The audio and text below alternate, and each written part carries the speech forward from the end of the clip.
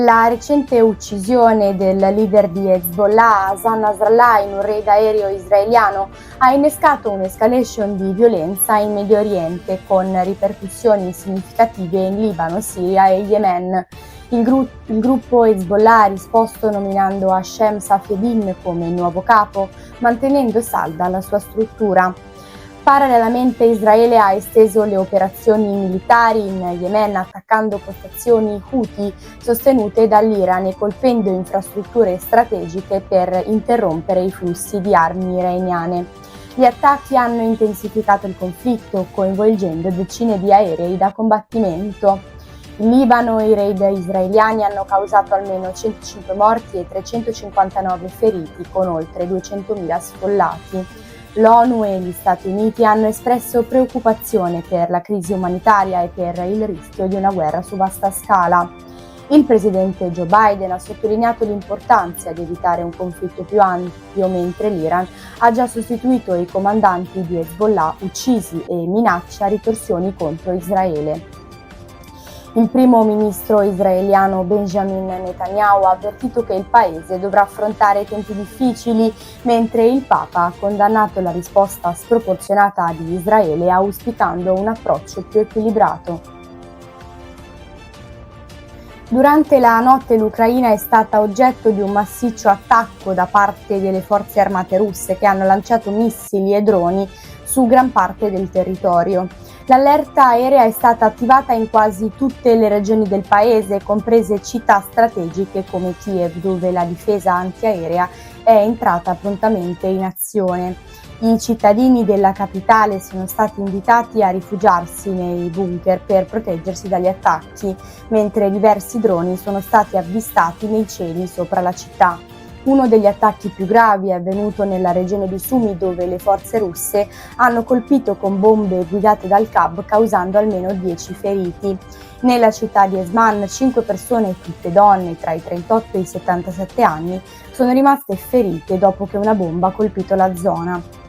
Un attacco simile ha avuto luogo nel villaggio di Utiv, dove una coppia, una donna di 53 anni e il marito cinquantenne, è stata ferita. Altri attacchi con droni si sono registrati nelle comunità circostanti, tra cui Yampil e Druzhba, dove altre persone sono rimaste ferite. Anche altre città ucraine hanno subito raid simili. A Kiev si sono udite diverse esplosioni causate dall'intervento dei sistemi di difesa antiaerea.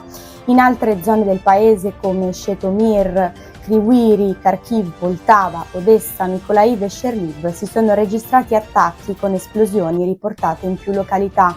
A Kryvyi, città industriale nel sud-est dell'Ucraina, i residenti hanno sentito diverse detonazioni, mentre nella città di Kharkiv e nella regione di Cherniv sono stati rilevati danni significativi. L'attacco ha scatenato una massiccia mobilitazione della difesa antiaerea ucraina, con esplosioni provocate principalmente dall'abbattimento di missili e droni russi. L'allerta aerea iniziata durante la notte è durata oltre 5 ore, con un segnale di cessate e allarme a Kiev dato alle 6:09 del mattino, ora locale. Nonostante l'intensità dell'attacco, le autorità ucraine sono riuscite a contrastare parte dell'offensiva, minimizzando in parte le vittime e i danni. L'ex fidanzato di Chiara Petrolini, la giovane accusata di aver partorito e seppellito 2 neonati nel giardino di casa sua, ha parlato in un'intervista a Le Iene. Il giovane ha dichiarato di non aver mai notato segni di gravidanza nella ragazza, né cambiamenti fisici né emotivi. Ha descritto Chiara come una maschera, affermando che non vi erano indizi che potessero fargli sospettare qualcosa. Durante la relazione non usavano protezione perché Chiara affermava di prendere la pillola, cosa che aveva detto anche alle sue amiche. Tuttavia, a un certo punto aveva smesso di prenderla senza informarlo.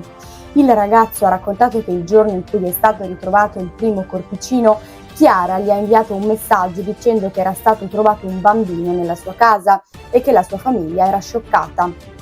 A quel punto non sospettava un legame tra il ritrovamento e la sua ex fidanzata e non voleva approfondire la questione per non rovinare la vacanza di Chiara. Successivamente è stato contattato dai carabinieri, il che ha reso la situazione ancora più angosciante per lui, poiché non sapeva come reagire, pur essendo consapevole di non avere alcuna responsabilità.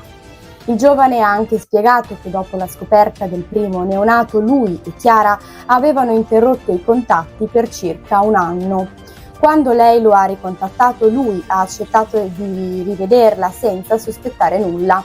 Ha riflettuto su come, se non si fossero rivisti, probabilmente la storia del primo bambino non sarebbe mai emersa. Nonostante non avessero mai parlato di avere figli, ha ammesso che se fosse accaduto sarebbe stato disposto a prendersi la responsabilità. Alla domanda sul motivo per cui Chiara avrebbe potuto fare una cosa simile, il ragazzo ha suggerito che fosse per il timore del giudizio altrui. Ha sottolineato quanto per lei fosse importante l'opinione degli altri, descrivendola come una persona sempre attenta a rispettare le aspettative sociali e a mantenere un'immagine impeccabile. Il 17enne accusato dell'omicidio di Maria Campai, una donna romena di 42 anni, ha dichiarato di voler sapere cosa si prova ad uccidere. Maria, conosciuta dal giovane su una chat di incontri, è stata uccisa nel garage di una casa a Viadana dove si erano dati appuntamento. Il ragazzo appassionato di arti marziali l'ha colpita con violenza, probabilmente a mani nude, e ha nascosto il corpo in una villetta abbandonata.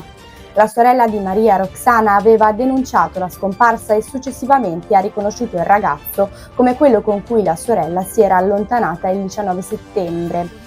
Il giovane non ha mostrato segni di pentimento ed è stato fermato dopo le indagini dei carabinieri. Sui social il 17enne esprimeva pensieri violenti, inneggiando anche a Filippo Turetta, e cercava informazioni su come uccidere. Il padre del ragazzo si è detto sconvolto, ma ha chiesto di attendere il risultato delle indagini.